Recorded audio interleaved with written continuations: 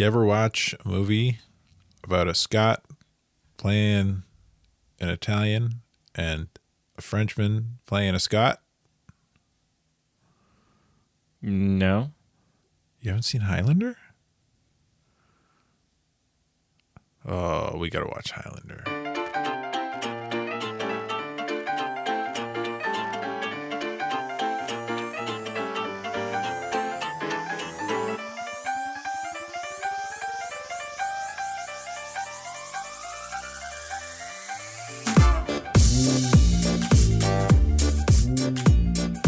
So I would just like to point out that I still haven't seen whatever description you just gave. That's what it was. No. Yeah. No. They're Scottish. No. Yeah. Give me What? the description again. A Scot playing... Oh, he's Spaniard. He was a Spaniard. No, actually, he's Egyptian. Nah, he was a Spaniard. No, he's Egyptian. He was just saying that. Why? Why would he just be saying that? That's always anytime I see people kind of make fun of this movie. That's the phrasing they use. Well, they're wrong, Well, they're not. but they are. This would be like if you decided tomorrow for whatever reason. Shut either up, way. I'm talking.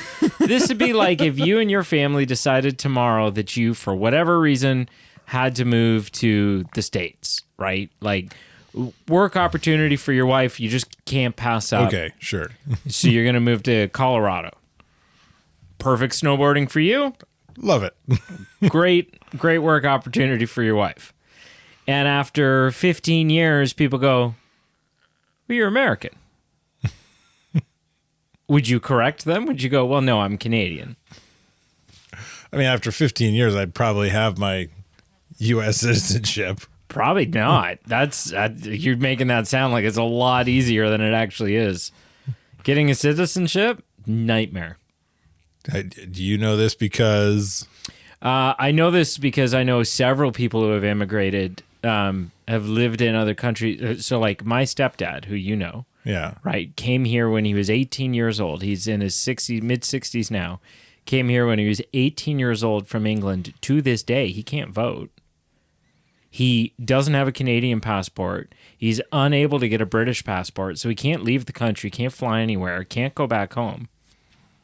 Yeah, because it's a flippin' nightmare to try to get a citizenship somewhere. Bureaucracy. Absolute nightmare. Hello and welcome to the Movie Men podcast. We all the B team. That was a horrible... I don't know what that was. That wasn't bad, because that is pretty reminiscent of... That's my impression of Sean Connery trying to do another accent. That shouldn't be your impression of Sean Connery. That should be your impression of Christopher Lambert, who plays Highlander. Right. In every, like, just scene to scene. In this movie, you mean? And I mean, obviously that's something we'll get into. There is something I want to talk about, though, and this film brought it up. In this film, before we, this seems like we're jumping into the review. We're not. I'm just denoting where this rabbit trail came from. Right. As with any movie, or many movies set in the 80s, in this movie we see someone sitting eating a bag of Doritos. Yeah. 1980s packaging Doritos. Yeah, classic. They should bring it back. Well, like see, it. this is where I'm going with this. I am a firm believer. Firm.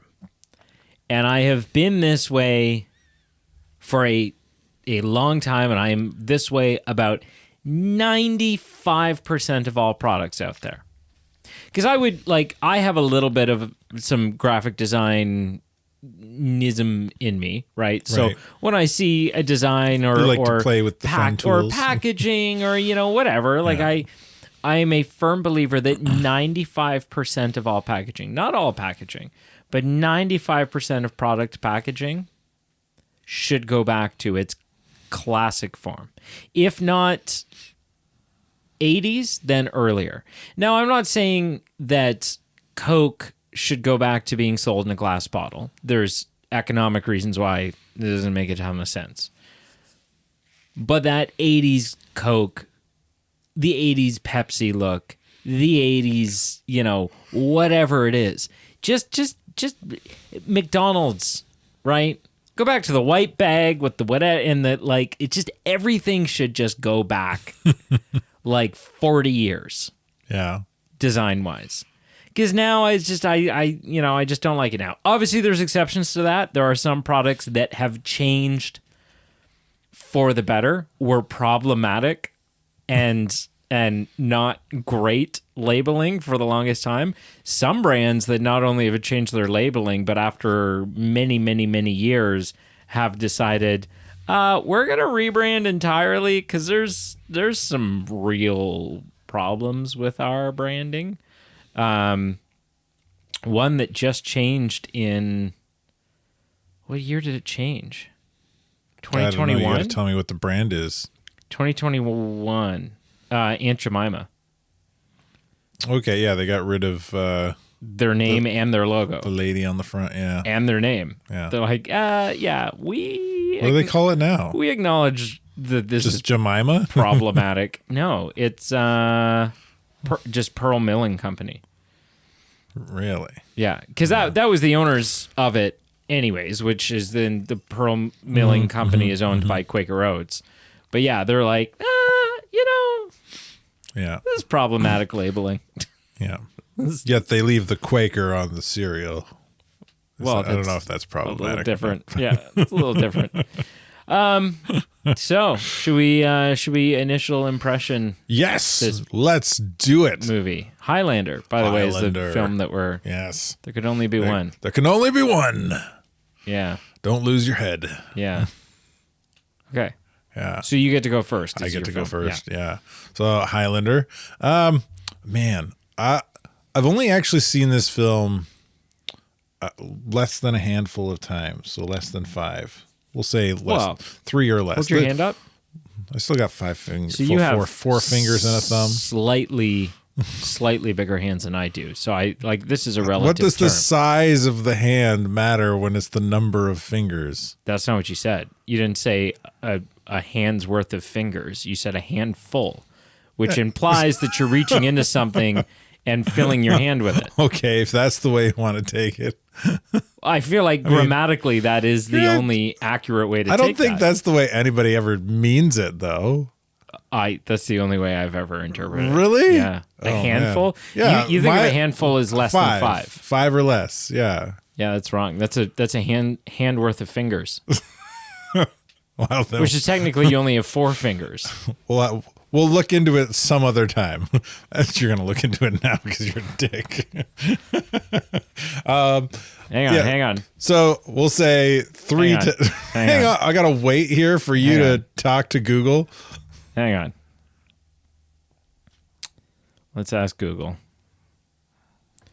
What is the origin and proper meaning of the term a handful of something?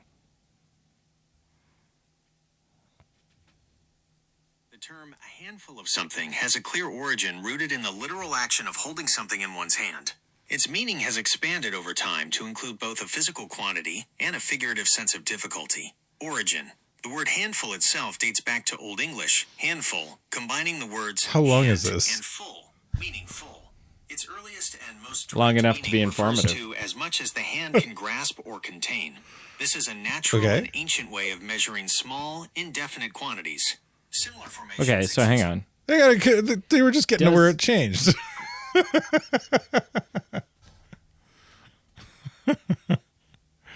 Does the saying a handful ever refer to the 5 fingers on a hand?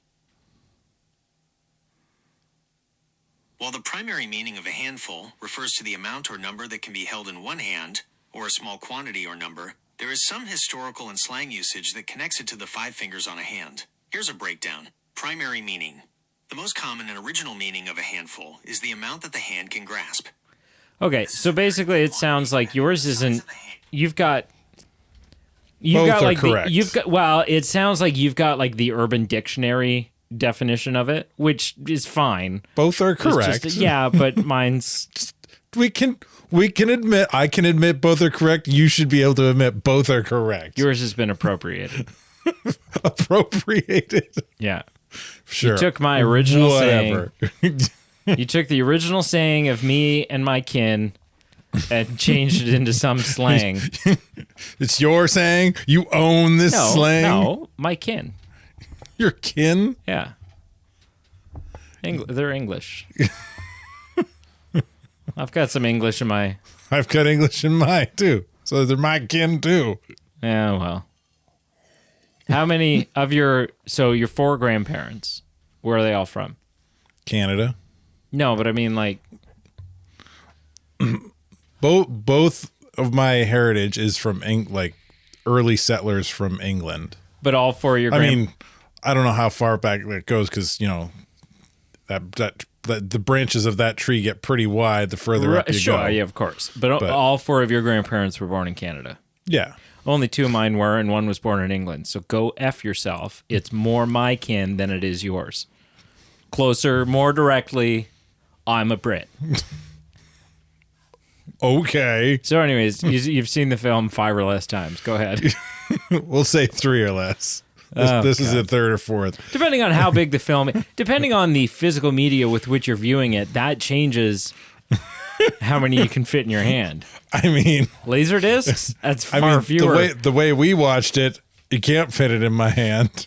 It's a digital property. Yeah, can't grab true. onto that. That's true. It's abstract. Yeah. Did we even watch it? Is it even there? Is it even there? Do I own it? I don't know. Do I just have a license to view it? Go ahead. Are we done rabbit holing? Can I give my initial impression now? Yeah. What did we watch? Highlander. Oh, okay. Oh man. I really this is a fun film with flaws. There. Okay. That's my initial impression. Okay. That's the extent of it? Okay. Yeah, I'll leave it there. That was long-winded. That took like 10 minutes for you to get that out. Yeah, man. It's supposed to be a short, brief kind of... when you go down rabbit holes about handfuls and whose heritage is what. My initial impression is going to be a little more... It's going to be a little long-winded just because I want to give a little bit of backdrop of Are you using that right? Long-winded? Yes. Are you sure? Yes. Should we Google? Put the phone down, you idiot. What does the saying long-winded mean? The saying long-winded describes someone who talks or writes at excessive length. Yeah. And in a rambling That's you. I'm long-winded. That's you to a T. Got lots of wind. No, just because I want to give a little bit of backdrop or context for my knowledge of this film. Yeah, for the listener. Yeah. I knew of this film, obviously. Yeah. Having never seen anything from it, not knowing who was in it, not really knowing what it was about. My perception going into it was that it was probably similar to like a Braveheart. Right. Sure. Or something like that. I thought this was probably a 1930s to 1950s, who knows, maybe 1960s, but like Highland Scotland kind of warriors fighting each other. Right. You thought it was a kind of a period piece. Yeah. That was all that I really knew, but I did know the saying, there can only be one. Right. But no context for what that meant or how that, right. Outside of the very brief kind of synopsis yes. I gave you saying this isn't a period piece. I also know it to be, the only other sort of piece of context I'll give is that I knew it to be iconic. Now, I didn't know if that was because it was a huge box office success and critically acclaimed when it came out, or if it fell more in that cult classic kind of, if it kind of shit the bed when it was released, but then over time it was, it's so bad that it became good type of thing. Right.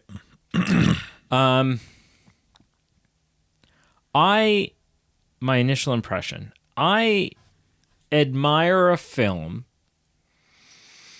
that really tries to just create its own world and do its own thing and bring something to the screen that we haven't really seen before. And you're kind of batting 2 for 2 in the last 2 weeks with that, because Electric State was a similar. You don't see a ton of films like that nowadays anymore, but Electric State would also sort of fall in that category of like, we're going to do some world building. Like, we're going to introduce an interesting concept and build a world around it and go. Maybe take some ideas from other things, but do our own unique spin on it that nobody's really done. So this film does that, right? Yeah. It attempts to do its own thing almost entirely.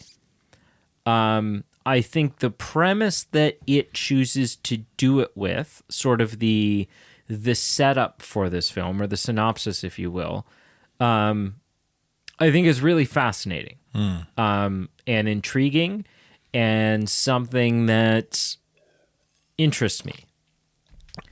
Yeah. And I will echo what you said to sort of end my initial impression. I will echo what you said, which is this film is not without flaws. Yeah. It does some things really well and really interesting. But then there were some things that absolutely drove me batty while watching it. Yeah. So, yeah. Cool. Yeah. Let's dive into the good. The good? Because I like the good about this. In my mind, the good about this movie is really good, which is, to what you were saying, the premise, the world building, and kind of the overall story and how it's told. Yeah, I would say for me, like the biggest good about this is the concept. Yeah. Is the idea that there are these select humans, if you can call them randomly selected, seemingly, that are immortal, can only be killed by being decapitated. Yeah. And that they're all sort of just hiding out and laying low until the gathering, which is going to be some event in a far off, like within the context of 450 years ago, 500 years ago at this point, 500 years ago, Scotland is going to be in a far off land at some point in the future. We're not sure when. Right. The remaining immortals will be inexplicably drawn to each other. At which point there can only be one. Yeah. And everyone, it'll be a Hunger Games to the death. And the winner, the last man standing, will win the grand prize. We don't know what that prize is. We find out, but... we find out at the end. Yeah. Sort of. He says what it is. Yeah. Yeah. I mean... It's a little... spoilers because we're reviewing it, but what's it? McCullen? McLeod. McLeod. McLeod says... now I'm mortal. Now, he's mortal. He can have kids, and he is... connected to all living things on Earth. He can sense what they're thinking and feeling. He can hear the thoughts and feelings of everything on Earth, which to me sounds 60% like a shit prize. Sounds like a little bit of a punishment. I feel like the thinking and feeling what everyone's feeling sucks. That is. Being mortal and being able to have kids after years and years of not. Yeah. I mean, I've always been of the mindset that, like, I would rather... the better prize is to be able to have kids and have your significant other also now be immortal. Yeah. The threat of Kurgan getting the prize becomes less of a problem as well. Mm-hmm. Like, yes, an individual knowing what everybody on Earth is thinking could be very, very dangerous in the wrong hands, but he's mortal. What's he going to do about it? at worst he rains hellfire on the earth for another 30 years, 60 years. I mean, you could if you know, all of a sudden nuclear codes and Well, that's what I'm saying. Right. So you could end humanity in that time. You can have nuclear codes, but without the knowledge or access, you can't do anything with it. Without the access, he would have the knowledge. He knows what everyone's. He knows what everyone's thinking. That doesn't mean he understands it. Just because he knows a rocket scientist is working through a math problem doesn't mean he knows how to. I'm doing my taxes right now. I don't understand what I'm doing, but it's still I can follow the instructions. Right. Right. But all he needs to know is push this button and enter this code. Working out scientific equations is a lot different than following instructions. What scientific equations do you need in order to launch a nuke? I'm simply using that as a premise that he doesn't have the knowledge. Sure. He's just hearing people regurgitate the knowledge. I'm pretty sure with a 5-minute crash course and the right codes, I could launch a nuke. Right. I don't know. But that still leaves the access problem.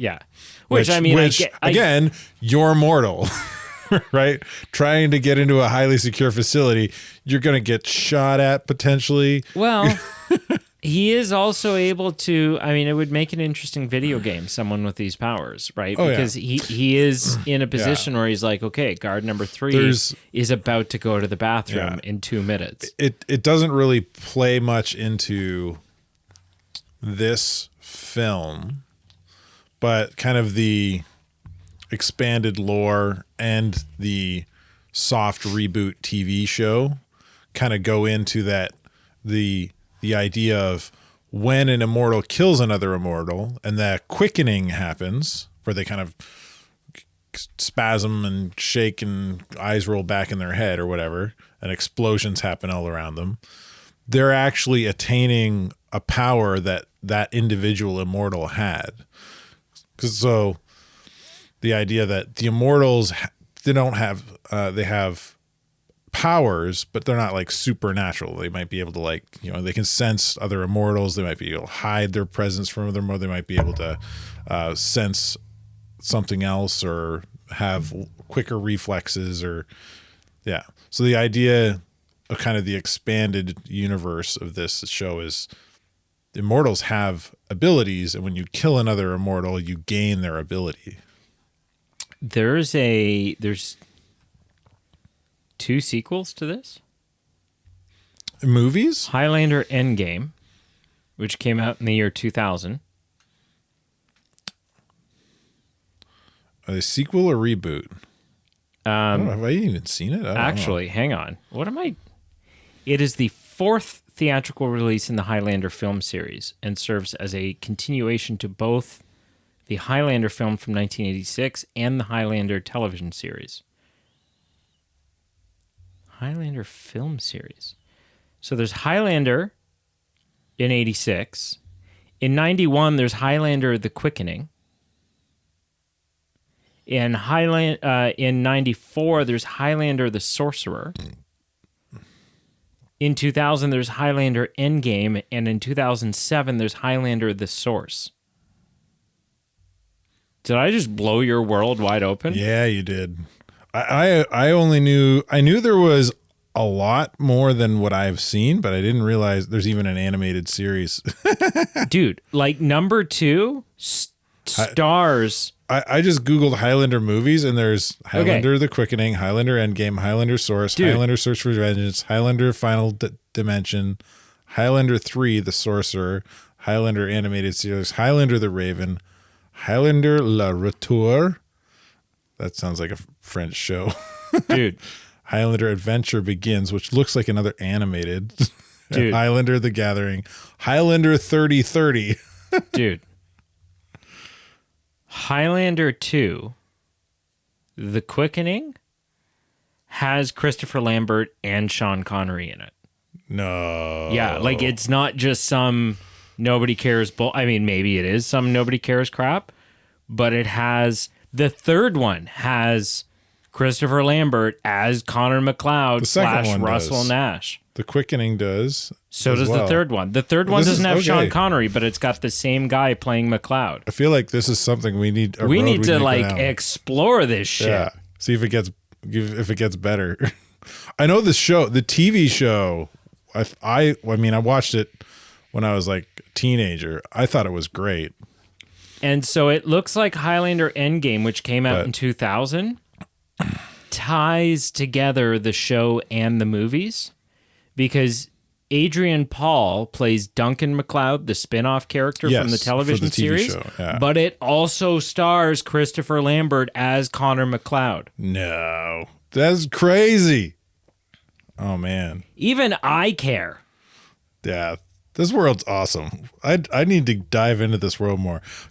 So I was thinking about what the next film we would watch is based on your initial impression, where it was like because you kind of talked about like I'm pitting 2 for 2 for unique worlds. You're going to go home stories. tonight and watch the second one just so that you can come back in 2 weeks and make me watch the second one. Maybe, I don't know. But I was thinking you're like unique worlds, premises that not many people have done or ever done. I was like, we should watch Stargate.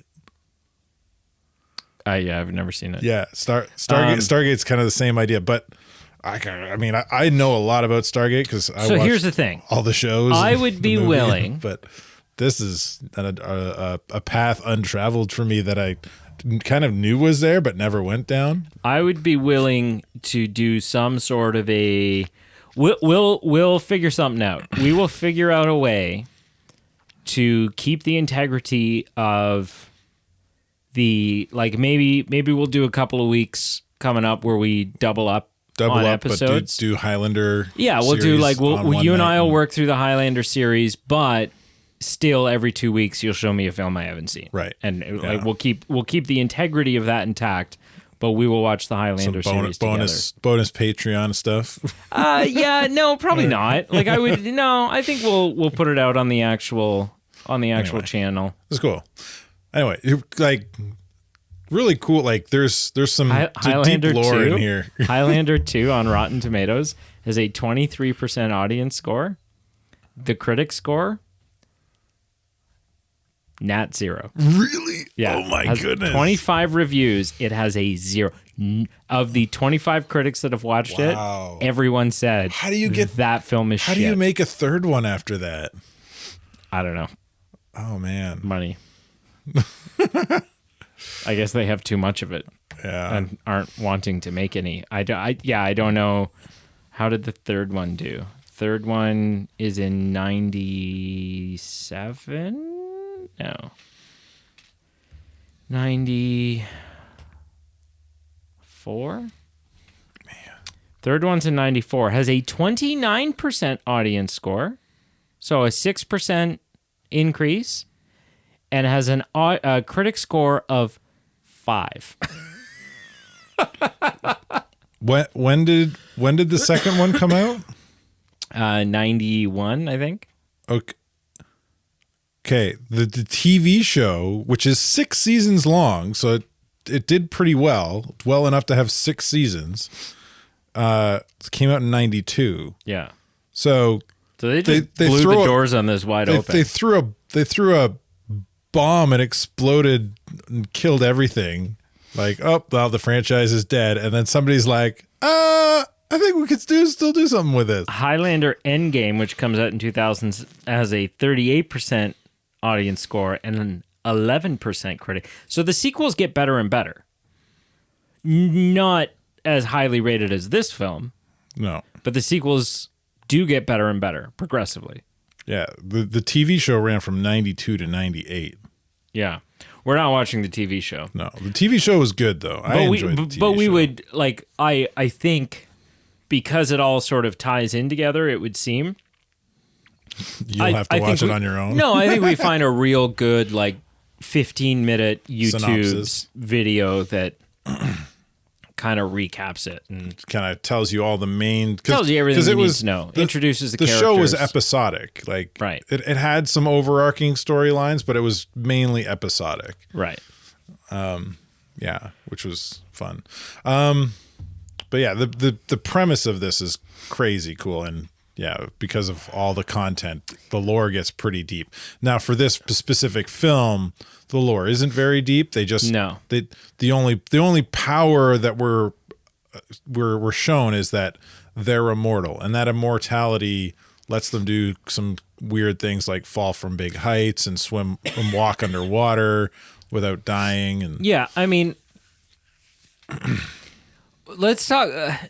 So with the premise, let's talk about some of the weaknesses of the premise, though, or not the weaknesses of the premise, but the weaknesses of the execution of the premise. Right. We'll start with this. You have been on a little bit of a tangent, especially last week with Alien Resurrection, where you like to point out some logical. Oh, this has got some logical gaps. Yeah. If you have these random beings that are immortal, how does it work? Like, why is McLeod immortal in his early 30s and Sean Connery got stuck as a 65-year-old man? Right? Like, what? Like, do you know what I mean? Why does the moon set? Why does what are the stars but to pinholes in the sheet of the night? But we have answers to both of those. I could explain it to you right now if you're curious. My understanding is the immortals. It's kind of like the X gene in X-Men, where you become your mutant ability manifests as a teenager. Until that point, you're kind of a human with a latent gene. Right. So the way I have kind of understood it, and I'm pretty sure this is kind of explored in the TV show and later and stuff, is your first death is kind of activates where you get stuck. Yeah, where you're kind of stuck. Okay. Yeah, I can buy that. That's no problem. But again, there still is. So they don't explore that in this film. They don't explore that. They don't explore why. They don't explore. Do you know what I mean? Like why they're immortal? Yeah, like it just kind of. It's just kind of like they hand wave it. Like they have that conversation. He asks Sean Connery's character that question. Yeah, and Sean Connery kind of gives the answer that I gave. Yeah, he's like, I don't know. It's special magic. Yeah. It's a special kind of magic. Doesn't explain how Sean Connery's character does Sean Connery's character have a sixth sense for finding these immortal?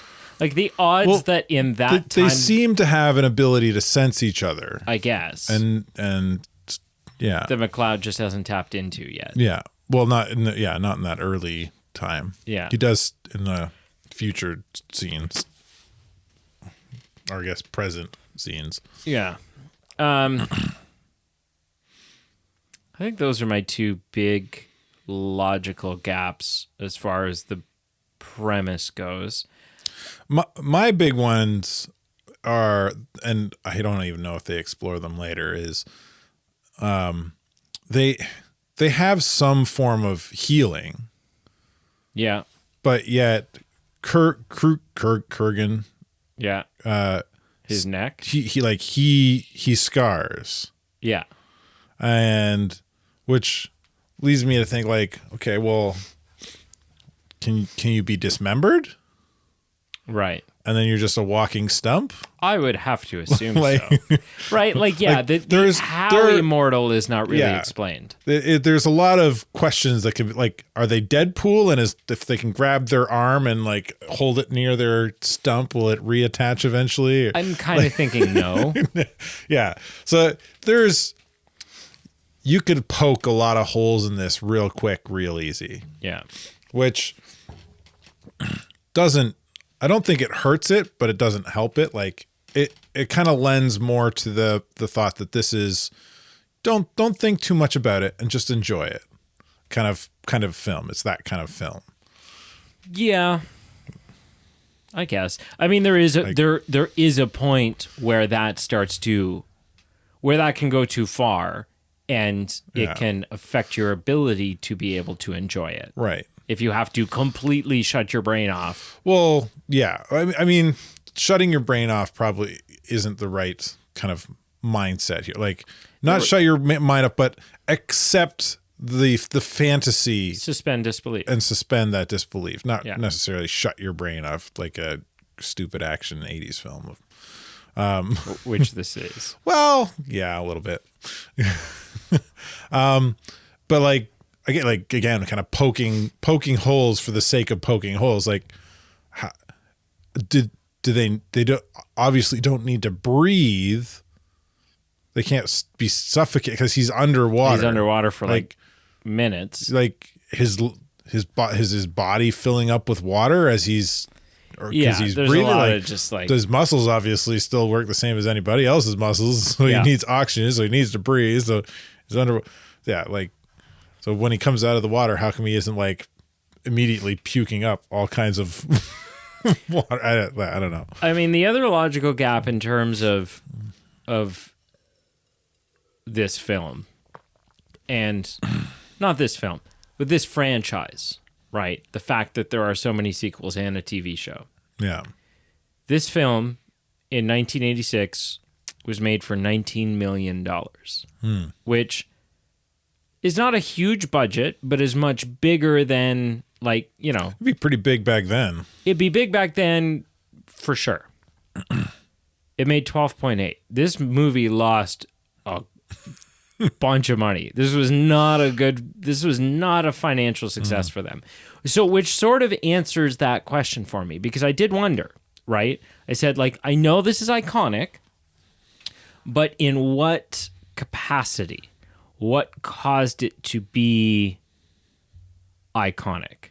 The film had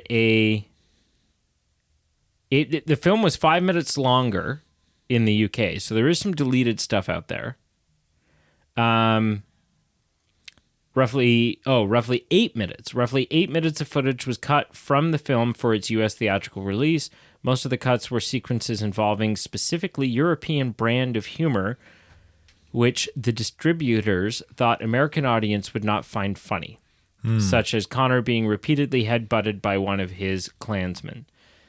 Film grossed blah, blah, blah. Variety stated that there were entertaining moments, but the total work is a mess. Yeah, it wasn't received well either. Right? Like this wasn't Terminator 2.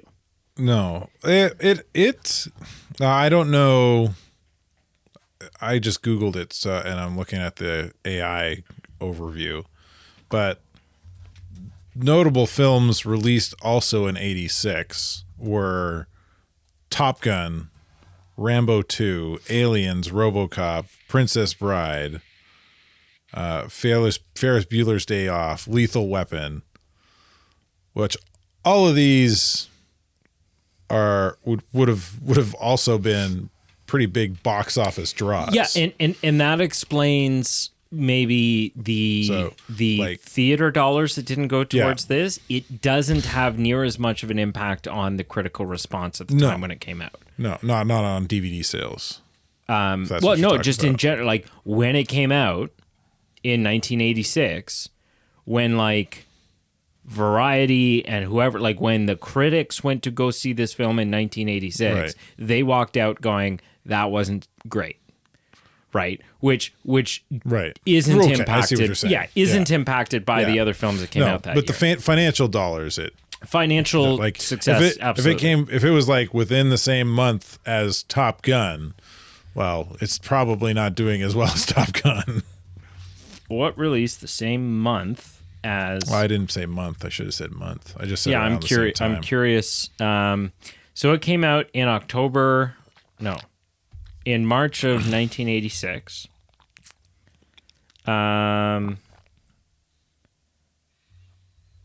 films released March 1986. Pretty in Pink, The Color Purple, Police Academy 3. Oh. No. That doesn't sound right. Why? I don't know. Were all the movies I listed released different? None of those movies were released at the same time? Hang on. So same month. This is set up weird. Police Academy 3 came out same month. A film called Just Between Friends, a re-release of Sleeping Beauty. A film called Crossroads, the Tom Hanks movie The Money Pit. Good movie. Care Bears movie 2, The New Generation. Oh, that would have drew a lot of people. April Fool's Day, Nomads. That was my jam when I was a kid. Yeah. Not Care Bears. It wasn't a packed month. Didn't have a lot of competition. No. Anyway. Yeah. Yeah. But definitely not, yeah, like it's not an Oscar no worthy film by any stretch. And again, like we said, it's a great concept. There are some issues with the execution. Yeah. I will say outside of, and this is not an execution of concept, this is just an execution of film. The cinematography in this film at times leaves lots to be desired. Yeah. Just weird framing, unnecessary moments where there's a sword fight happening, and instead of well-framed shots and smooth camera movements and multiple cuts to show action, it's slow feeling action with mediocre choreography. And it was kind of like they had said, okay, we're filming this fight scene. We're only going to do this once. So camera guy, just walk around this fight and make sure you catch it all. Like there's some weird handheld moments. The choreography in itself, at moments, there are moments where it kind of looks good. But then, but overall, it's pretty weak. Like I don't know who was the fight choreographer in this, but they didn't do a good job. No, and I'm trying to search something that I get. Oh no, I do. A shot using. Really? What were you looking? Inform myself and everyone else. This just goes to show how nerdy I get with film. I was looking up what lenses they used. Like wide angle. So it looks like the whole thing was shot on 35 mil lenses, which is fine. Like 35 mil does feel very cinematic. Sitting over on my desk right there, I have a 35 mil lens. Like that is my preference for film. Right. But not exclusively, right? And so there are multiple shots in this film, and this isn't something I think of very often, is why I specifically looked it up. There was many times during this film where, and usually during action, where I was going, this is not the right lens.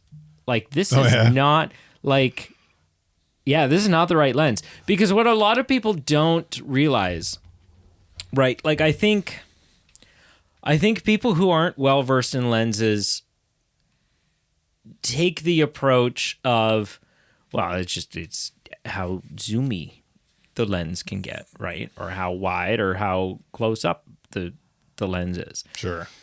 That's a really basic way of doing it, right? I could, if I took a 35 mil lens and set it on a tripod and I sat you in a chair and put the camera on you and took a picture with it or filmed you for a minute sitting there.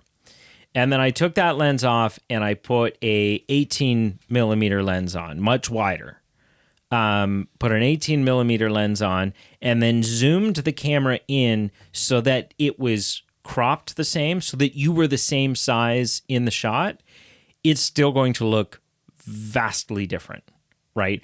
I will be able to see a different amount of what's in behind you than I could before. I will see you will appear, even though you're the same size in the shot as the other one, you will still appear in some ways closer to us than you did in the other one, even though you're not, right? So there's different lenses play a big role different things in the feel of a shot. Right. And so, there were several times where I was just like, maybe it was like a budgetary issue, or maybe it was a cinematographer that just didn't know what he was doing, or didn't really care, was kind of over it, took this job because it was a job and was phoning it in. I don't know.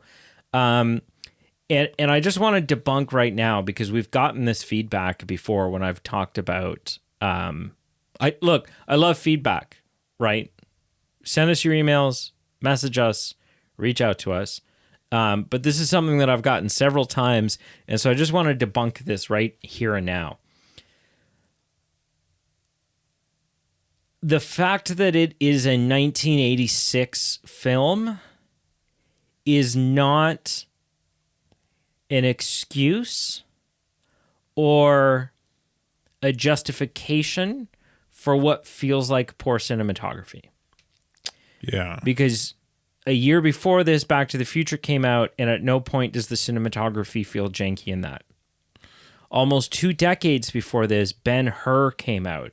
And to this day, Ben-Hur looks like $1 million. Yeah, I'm just looking at the because this would be like a director decision, I would imagine.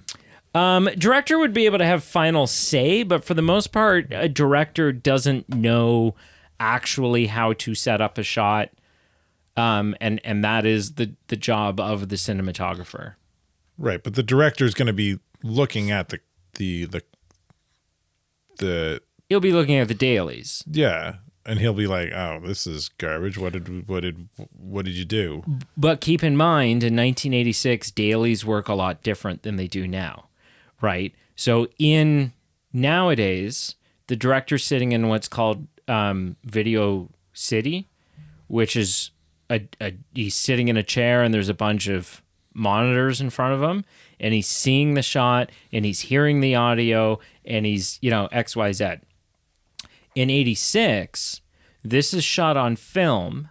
That night, while everyone goes home to bed, the film's developed, and sometime like 24 hours later, the director is able to see the footage from what they shot yesterday. At which point, maybe there's time and budget to adjust and shoot again, or maybe that's just what we got. Okay, yeah. Anyway, cinematography wasn't great. Not great. I don't think a lot of there wasn't a whole lot of it. There's one very obvious one near the end, and I made comment to it, where this would be definitely in the director's wheelhouse, where characters are doing things that don't make a lot of sense. So, like, we have the Brenda, our female forensic blade expert, metallurgy expert. Yep. She's fallen from the sign is fallen. She's had a weird career path. She's climbed back up onto the building, and instead of standing in the knee-deep water where it's safe and kind of walking away from the sword fight, she's crawling on her hands and feet along the edge of the building towards the sword fight. I watched that happen. I'm just like, what? Why? It doesn't make any sense. Well, it's the hecticness of a sword fight. You don't know what you're doing. As a bystander, you never know what to do. You don't know what to do, right? You're like, I'm going to try to help as best I can. Should I sing? Should I dance? Do I swim in this water? Do I jump off the building? Yeah. That's why it's amazing that you survived that one sword fight that you were a witness to. Yeah. Yeah, because you didn't behave rationally. You were like, I ran in with my arms flailing. I almost lost a finger. Yeah. Yeah. Yeah. Your favorite finger. Yeah. Yeah. Yeah, my middle one. Which middle one? Wow, I've got 5 of them, so. No, you have 2 middle fingers. No, I got 5 fingers and a thumb. I'm really confused. How does this relate to the saying a handful? I got more hands than you. I don't know what that. I don't know what that means. We're rabbit trailing. Let's get back on It seemed track. like a weird penis joke, but I didn't. I couldn't. My actually, hand's a long way from my penis. I know, but just to say like, oh, I've got an extra arm, or it seems like one of those macho, my third leg. I don't think I was going with a macho joke there. Oh, It was okay. just a. Well, but you understand stupid gag. you understand how what you said made 0 sense. Yeah, and so the fact that was the point of it. but the fact that I was trying to make some jumps in order to understand what you were saying, I could have ended up anywhere, and it still didn't make any less sense. You weren't supposed to make sense of it. It was a stupid gag. Thumbs up for the soundtrack. Yeah, It's all yeah. Queen. Yeah, it's great. Yeah, and not. I guess it is. I mean, to me, when you're someone who knows as much of a band as me knowing Queen, I don't always think of deep cuts as deep cuts, but they are. They're kind of like a lot of it is and it isn't. It's their popular songs like Hammerfall, but it's not Bohemian Rhapsody. It's not We Are the Champions. It's not. They could have used Champions at the end when he Sure. kills Kurgan. Yeah. But no, they're not the go-tos, No.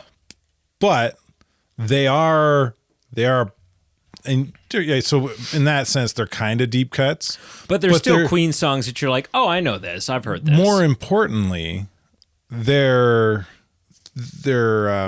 not relatable to the movie. They work for where this helping to tell the narrative of the movie. Who Wants to Live Forever Yeah. it obviously is an excellent choice for this. Yeah. And I wonder if it started with that. Like, I wonder if they're like, ooh, we should get that Queen song. And then they're like, we should just get Queen songs. But no, that works. Yeah. That works. So it's pretty fun. Yeah. Yeah. What else do you want to know? Well, what else? I mean, we kind of already talked about. We've kind of been drifting between like and dislike. The good and bad. Yeah. Let's talk about casting. We kind of joked about it near the beginning of the show. Well, I mean, Sean Connery. I feel like Scott playing a Spaniard / Egyptian. I think that it's there must have been a mentality on a set where Sean Connery was, where they're like, "Hey, Sean, we'd like you to play James Bond. We'd like your English," and he's like, "Wanna bet?" Scotland's part of Yeah, I'm England. from Scotland. Well, it's not, but Wasn't it? Is it? Oh, part of England? No, wasn't it at one point? no, it's part of the UK No. Well, same or difference. Great isn't it? Britain or some. They're part of the United Kingdom. Yeah. But it's not part of England. Yeah. That's like saying, Sure. oh, England's part of Scotland. Well, no, separate countries. Yeah. That's like saying Canada's part of the U.S. It's like saying no, North America. It's like saying Quebec's part of Canada. It is. Hey man, tell that look, tell that to some of the Quebec people. I don't know. I was there. It is true that if you go to Separatists are few and far between these days. that if you went to even if they vote for the because I was in Quebec in December. yeah, I've been to Quebec a number of times. In I was Mon- in Quebec I was in- last year. I was in Montreal and Quebec City, and if you go to Ontario Parliament, you will see the Canadian flag flying outside. You'll see the Ontario flag, but you also see the Canadian flag. Not in Quebec. We saw like the House of Parliament or whatever, the Parliament building Yeah, in Quebec, just flying the Quebec flag. yeah, I'm like, okay, yeah. all right. It is a separate culture within the country of Canada. Oh, but I mean that can be said about so's Newfoundland, so's. Well, no, not to the degree that Quebec is. I don't know. Newfoundland has got a very strong cultural identity. Yes, there are cultural identities, but when I say culture, I mean like they fight to have what they feel is their culture not only be maintained, but be acknowledged. So 2 things. One, I would say not what they feel is their culture. It is their culture. And True. Two, that was a misspeak, I guess. And 2, just being careful that like that is a generalization, and it's not though. No, it is. You can anytime you say they and you're referring to all of Quebec, that implies that every single person in Quebec feels that way, which is a generalization. It would be a generalization, yes, but it's a generalization with merit. I don't know the numbers. I haven't. I know the memes. I know the stereotypes. I know the Ontario perspective on how Quebec feels, but I haven't actually, unless I like sat down and looked at studies and stuff like I couldn't comment. I don't think you got to look at studies too much. You just got to look at the political history and current political history. Again, that's that's like saying that you can define me based on Ontario politics, and you really cannot. you really cannot. It isn't not a thing though.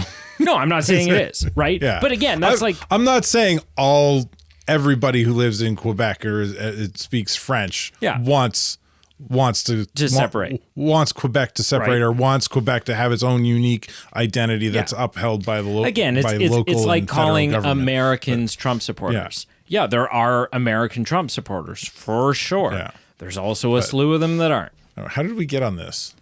Quebec culture. Sean Connery. Right. Oh no, Sean Connery being Scottish and English. Yeah. But yeah, I feel like he just I feel like you are setting yourself up for failure as a director in casting Sean Connery to be in your film with the expectation that he is going to play something other than Scottish. Right. And I'm not necessarily saying I think Sean Connery was a talented actor. Right. I'm not saying that he couldn't have pulled off Spanish or Egyptian. I wonder if he could. It's a pretty thick accent. I'm not saying he could. I'm not saying he couldn't. But I also wonder, I think it's probably pretty likely that he just had no interest in it, right? That just probably. I am Sean Connery. You are paying me to be Sean Connery, and this is what I sound like. Was it? I wonder, and I have no idea. I have no thought of a movie here, so I'm just throwing it out in the ether because the thought came to my mind. Yeah. Was that even an issue in early filmmaking up to the 80s or mid 80s? Well, sure. I mean, everyone else in this is trying to do an accent. I guess that's a very good point. Yeah, we have a Frenchman trying to do a Scottish accent. Yeah. Which I'm telling you right now. So let's talk about that. Not only does Christopher Lambert's Scottish accent suck. He hits it at some. There are moments. He hits it once. He hits it once, and it's when they're laying in the field post coitus, and she says, "Oh, you could do that to me forever," and he's like, "I am my blossom. I will," or whatever he says, and it was like, okay, that sort of sounded Scottish. Other times, it just sounds straight up French. Very French. And when it doesn't sound Scottish and doesn't sound French, I don't know what the hell it is.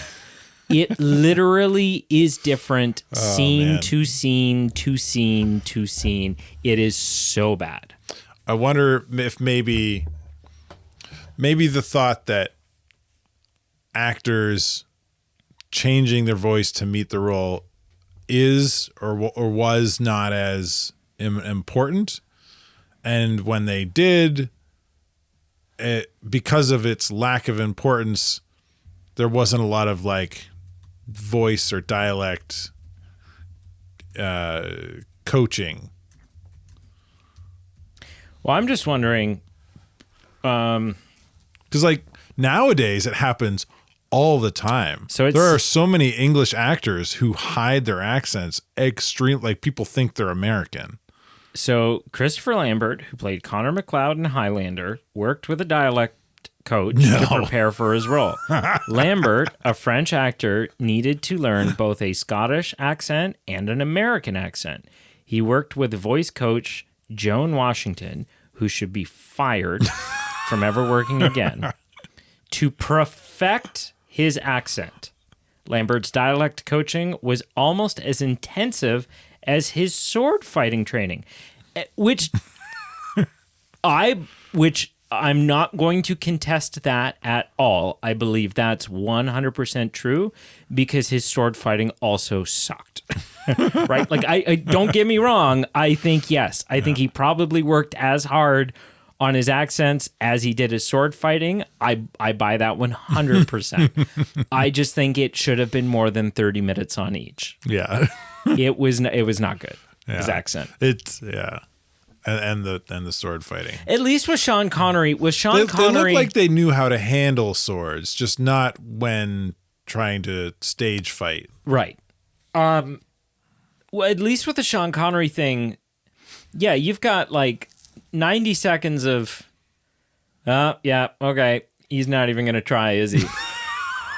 The dialect coach and him had a few conversations, and but then at that point they never went anywhere. At that point, it's just Sean Connery, and you accept it and you move forward. Yeah, it's not distracting. Yeah, with Christopher Lambert, it's real distracting at times. You're like, what is he saying? What is happening? Man. Because here's the thing, even when he's sitting in the police station early on in the film, it's not like they look at him and go, "Oh, you're from Scotland." They go, "That's a weird voice. Where are you from?" Right? Like, and I'm guessing that line was put in there. I'm guessing there was a moment where the director realized this idiot doesn't sound like he's Scottish. So we're going to put a line in where they're asking where he's from, and his answer is lots of places. Because it does work out sort of logistically that over the past 450 years, he's moved around. He's been in different places. Picked up different accents. Yeah. Yeah. But my God. Like. Yeah. And he doesn't have a ton of lines in the film. He doesn't talk a lot. Not a whole lot, no. And when he does talk, with a couple of exceptions, he spends a lot of time mumbling, and I wonder if that's him not being secure in the accent, right? Trying to... He knows it's no good. And so he's just trying to mumble his way through a line so that you go, yeah, that could have been Scottish. You know who's... I don't think they were trying to do an accent. But in terms of like another positive to this film, for me anyway, is Clancy Brown playing Kurgan. I thought he was a terrifying antagonist. At times, I found him more scary in the flashbacks. Oh yeah, than in present day. Scarier in the flashbacks, manic in the present. Yeah, manic that at times felt goofy. that had the ability to start feeling a little goofy. I don't know if it ever went full goofy, but yeah, it didn't always feel super intimidating, right? Like during the church scene and stuff like that, you're like, like I'm not intimidated by this guy. They've got him in a goofy leather accent. Yeah. Did you say leather accent? I did. I meant outfit. Yeah. Sorry, I'm just We're caught still up on on the the accent accent thing. Yeah, jinx. Never jinx someone on a podcast. And now Becomes now real. my life is horrible because I have to talk. Yeah. What? But you just talked. Yeah, I know. So now There's like Now you owe me a soda. Is that So Was now it my on the life, schoolyard? It now was my like life is horrible. on the schoolyard. It was jinx, and then you couldn't talk unless someone said your name, and then once someone said. But if you talked before someone said your name, then they owed you a soda. Now they have to say your name 3 times apparently, according to my daughter. Oh, really? Yeah. Wow. So The kids these days watching they Beetlejuice. tease you by saying your name once and then maybe a second time and then like hanging it over you. They Beetlejuice, yeah. Yeah. I'm just. Do you know my takeaway from that? What? I'm I'm over the moon happy that kids are still jinxing each other. Right? Like, I don't know, in a world of iPads and internet access and whatever. It's right? still a thing. In a world where you have 8th graders or probably younger 6th graders that instead of listening to their teacher are accessing Pornhub under their desk on their cell phone, I am over the moon that things like jinxing each other is still a thing. Yeah. Because that, to me, that's like get outside and play material. You know Cootie what? shots and jinxing each other and the cootie catchers, right? The thing you'd those are make with the still paper. things. Yeah, that's You know, fantastic. This just sparked a memory of something I learned. Sorry, what this did Christmas. Pornhub under your desk? No, like the okay. kids and kind of kid culture, right? Yeah. With this Christmas, I learned something about the song Rudolph. No, Santa. Oh man, Grandma got ran over by a reindeer. No, I think it's Jingle Bells, about Jingle Bells. Okay. Right. So the kids' version is Jingle Bells, Batman Smells, Robin Laid an Egg, Batmobile Lost Its Wheel. And then there's 2 versions. There's either Joker Got Away or Joker Took Ballet. there's more than 2 versions, my friend. Wow.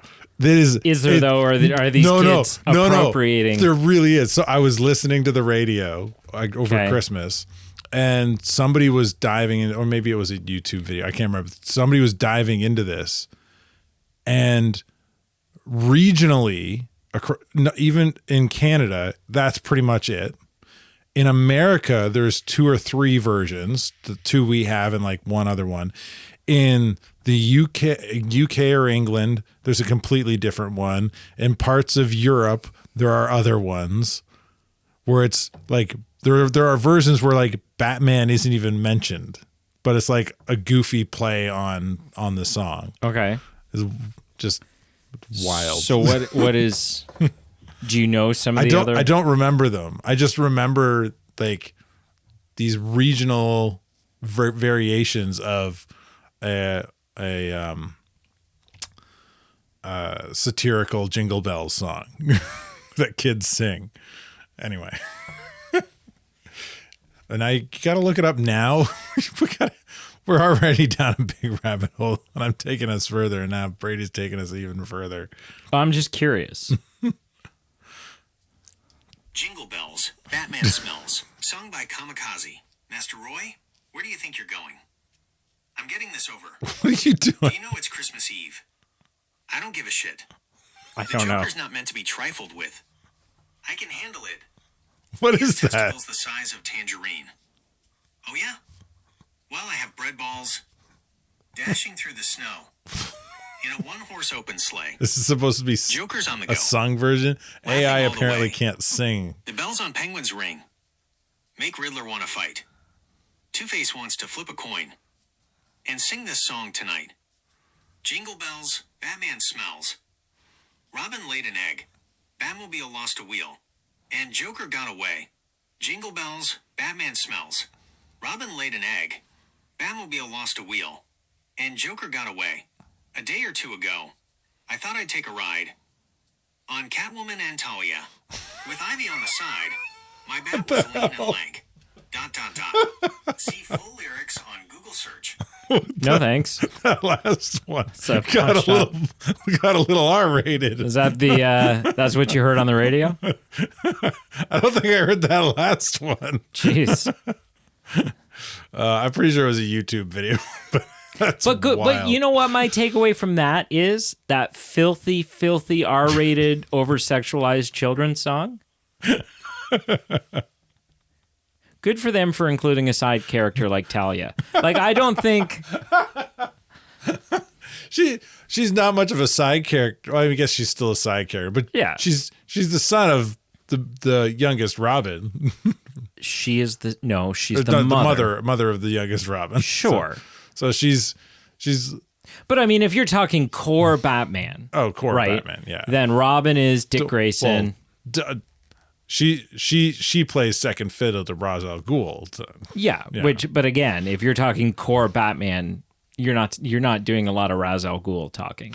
I have a 5-minute Batman book that I've mentioned that I read with my son every once in a while now. It's got him in it? Ra's al Ghul's in it.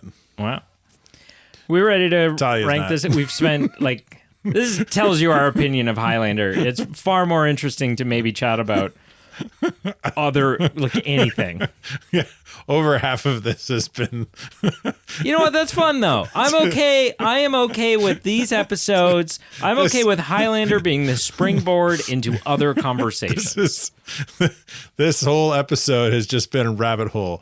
Today we're talking about Highlander rabbit holing. The rabbit hole. The Yeah. rabbit hole Highlander. Which, if Highlander you rabbit. like us going on rabbit holes, then you're in luck, because it sounds like there's like 3 or 4 more shit films in this franchise that we're probably gonna watch. So, which I don't know if you'll listen to. I could understand why you would click on a podcast episode about Highlander. Highlander 3, I don't know if we'll be here, if we'll be seeing you over there, but we'd love to have you. Yeah. We're probably it'll probably be a lot more of this. Anyway, So, on a scale of 0 to 10, how would you rank Highlander? honestly, I think the concept and kind of the way, even with kind of some of the bad acting and fight scenes, Yeah. it's all fun enough, and the concept carries a lot of that, does a lot of work here. It's fun. I like it. It's 6.5. 6.5. Yeah. What say you, sir? Well, now I feel conflicted. I mean, I guess this is just the difference in how we view and the way our ranking systems work. I was going to give it a 6.8. Really? Yeah, and Well, you don't do half marks. You go all over no, the sometimes place. I do. No, I'm saying like you go beyond I'm willing point to. I'm 5. willing to. Yeah, for sure. You'll go in between 0.5 Yeah. and a whole. Yeah, of course. Sometimes you gotta. Which is interesting because I certainly don't think I like it more than you. And maybe if you weren't feeling beholden to 0.5s, then Well, so I do. This is another rabbit hole. buckle It's up, the Alice. nature of this episode, people. So in my job, I've been trained as a personal life coach, and as part of Most milk delivery men are.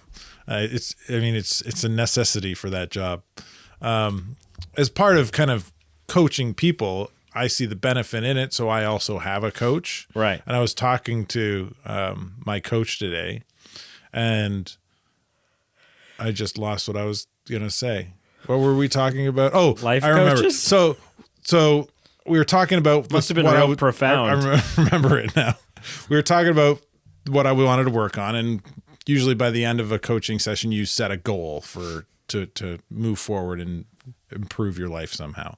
So I after we set a goal, he always asks me a question, and I hate it. And he goes, on a scale of 1 to 10, how likely are you to complete this goal? Right. And I hate it because I know the follow-up question, which is, so like if I say, it's I'll probably do it. It's a 5. Yeah. Right. Okay. How do we get that 5 to an 8? To an 8. Right. How do we get that 8 to a 10? Like he like that's always the follow. So I hate it because it just makes you think even more about kind of your life in the situation and the goals you want to achieve and how to get there.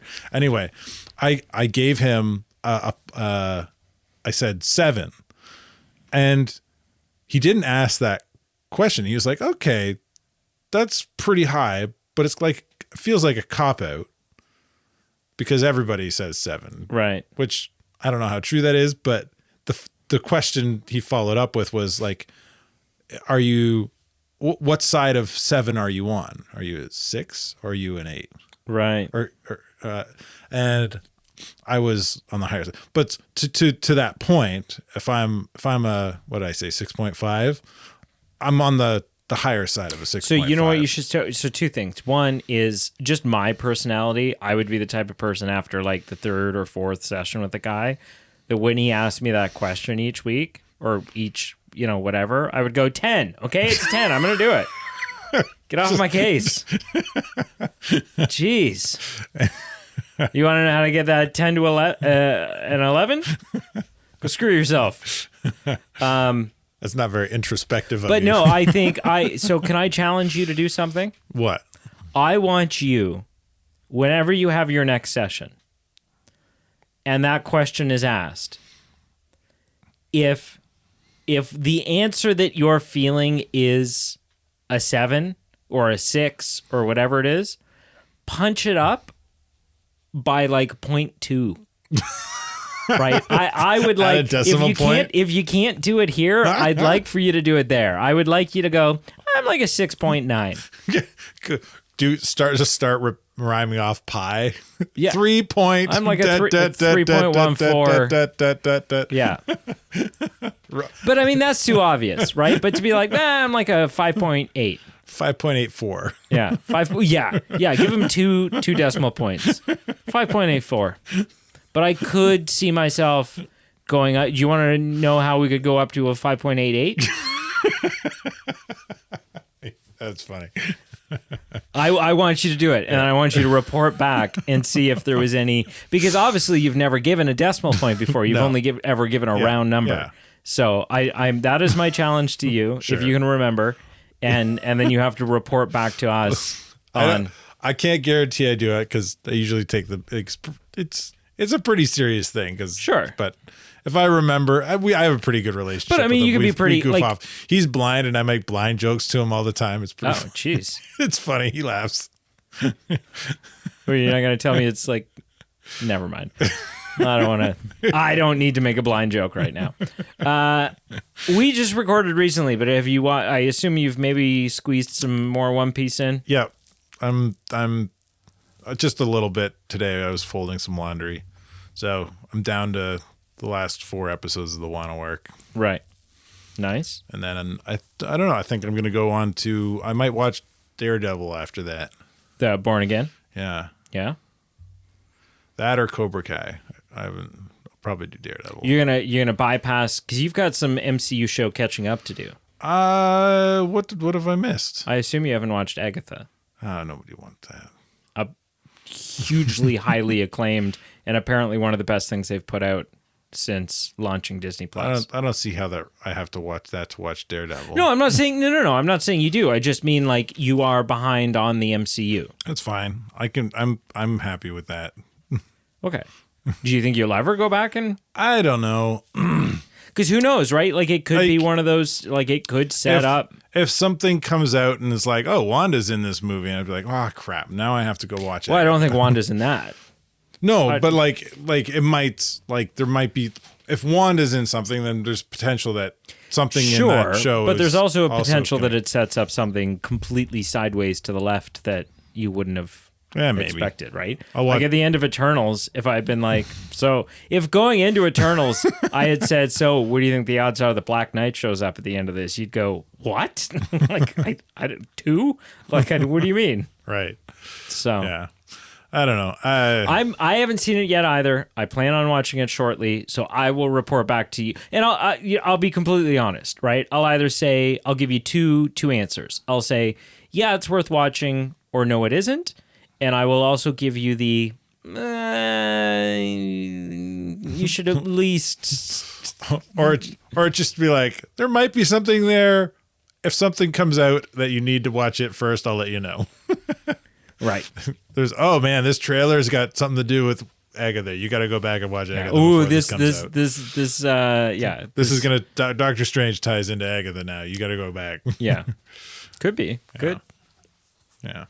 Anyway, did you watch anything? We watched more Bad Batch. Yeah. So you're in second season. Second season. There's not a lot in episode the second season. 5 or 6. Is it 8 to 12? I think it's like 12 to 15. Yeah. Okay. Are you gonna continue this journey after? Or are you gonna like do Rebel? So after Bad Batch, we're gonna watch Solo. Okay. After Solo, we're going to rewatch Obi-Wan. Okay. After Obi-Wan, we're going to watch Rebels. Yes. Then we're going to watch Andor, Okay. Rogue One, and then probably Resistance. I've not seen Resistance. Me neither. And it's the one that going into it, I'm the least interested in. Is Resistance? But who knows? Is Resistance not the one that takes place? It's a prequel to Force Awakens. Yeah. Yeah. You're not going to watch the original trilogy? We did with my mom. Oh. Right. We watched all. You're not watching these films and stuff with your mom. No. It's just Brianne and I that are now. Yeah. I'm like, hey, do you want to do a little deeper? You're going to skip the film because you've watched. Because we just watched recently. It like 2 months ago. Yeah. Right. I would be then you'll do Ahsoka. Yeah. Then Mando. Then Ahsoka. Right. Book of Boba Fett. I would be Skeleton Crew because we were both kind of harsh on Ahsoka. You more than me, if I remember right. I loved the beginning. Right. I loved the way the show started. Right. And then I fell off in the last right. 2 or 3 episodes. Yeah, because it started dealing with a lot of and I think it started falling a little bit for me, but I think because it dealt with a lot of Rebels stuff, which I had not seen. I was still in it. Yeah, so I'm curious for a second. Ezra Bridger showed up, and I was like, "Oh, Ezra Bridger," and you were like, "Well." And I think the thing that pissed me off the most about the series was just that it was like, I don't know. It just felt like it felt like we didn't actually get a climax. Yeah, it didn't really go anywhere. It set up a ton and left us on a huge cliffhanger in the middle of limbo, going, "What are we gonna do?" Yeah, in terms of like a traditional storytelling arc, you kind of climb that mountain, and then you hit the top of it, and then you kind of come back down a little bit. Because in watching it, you're like the end of Ahsoka, the final episode of Ahsoka, out of any show that has ever been released for Star Wars, any of the live action shows, any of the episodes of Clone Wars, any of the episodes of anything. Yeah. What happens in the end of that show, that first season, has the potential to be the most impactful on the Star Wars universe moving forward. It is in terms of that general storytelling building to that climactic event. And then usually a story will finalize that climactic event and take you back down the hill a little bit, which is where cliffhanger comes in because they just leave you at the top of that hill. Yeah.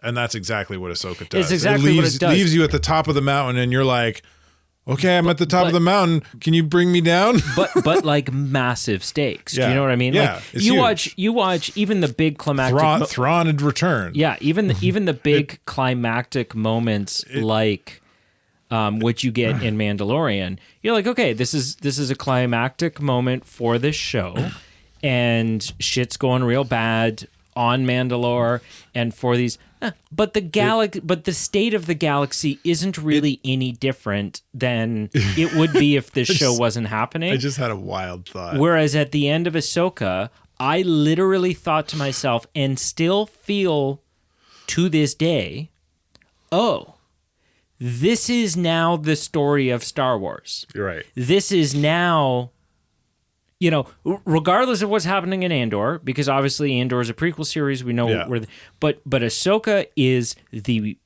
at the time that it came out, is the most forward in the timeline that we've gone in Star Wars. No, yeah, 100%. It takes place before the Disney trilogy. Which seems weird. Oh, which is where that's weird. Which is where the thought I just had was, because which neuters the threat of Thrawn. Well, it makes me go, man, the Disney trilogy should have started out with a crawl going, Thrawn has returned. Yeah, but they didn't know, right? They didn't know that that's the direction they were going. And it's like instead of Emperor Palpatine returning, it's Thrawn has returned. Yeah, which would have been so dumb. Would have been cool for some people, but a lot, like the average, like 95% of the movie-going audience showing up for Force Awakens would have sat there and gone, "Sorry, who?" Without this show first. What do you tell? Well, even with this show, right? Because the number of people going to see a Star Wars movie versus the number of people watching a Disney Plus show. Who's this blue guy? Why is he so dangerous? Who cares? He doesn't even fight. He just stands there looking menacing. But I do plan on watching some fun things because I have officially told Netflix to go to hell. Not in like a Netflix didn't do me dirty. But I'm just like, you know what? Change it up. Yeah, we've had Netflix for a little while, and I can't remember, with the exception of watching Electric State the other week, I was like, we don't really use Netflix. Yeah, I would. My house would not survive if I canceled Netflix. My boys. Are we'll re-up Netflix when something like Stranger Things 5 comes out for sure. But I was like, you know what? And for like $18.99 Canadian a month, I don't need this right now.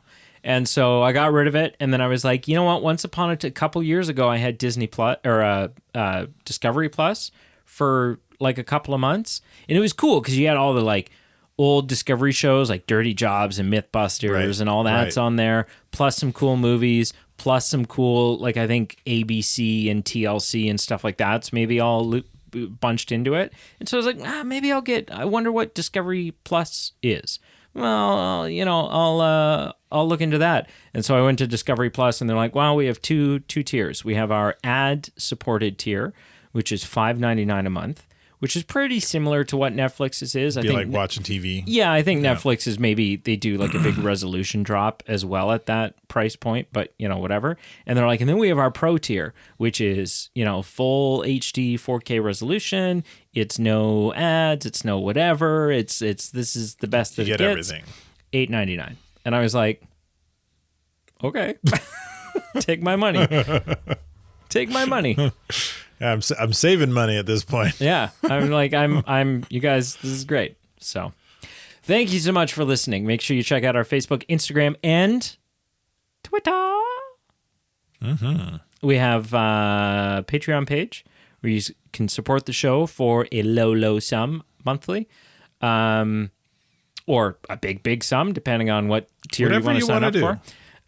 You'll get fun things like fun letters. Carl's got a new one that he's going to send me any moment now. Real cool. I'm working on something wild. Is it that thing that you were... Yeah. Okay. Yeah. So just keep in mind that whatever, like, if there's any work involved, like, am I just going to have to share a link? Is that all I'm going to have to do? No. I'm going to do a little article, and then we can share a link or two. But I don't actually have There might be two links. But I don't have to build that poll within Patreon's poll. Okay. No. Just because I'm like... That'll be just a shareable link that anybody who supports Patreon can the night before at like 11 and, o'clock, then I'm sitting there going, you bastard. And because I sent you and Pete and I did it myself, Google Form, which Yeah. is a survey essentially. Didn't even know that was a thing, by the way. You impressed me with that. I was like, oh, holy shit. And then they're super easy to make. Yeah. And then I've actually just like linked that to a Google Sheet,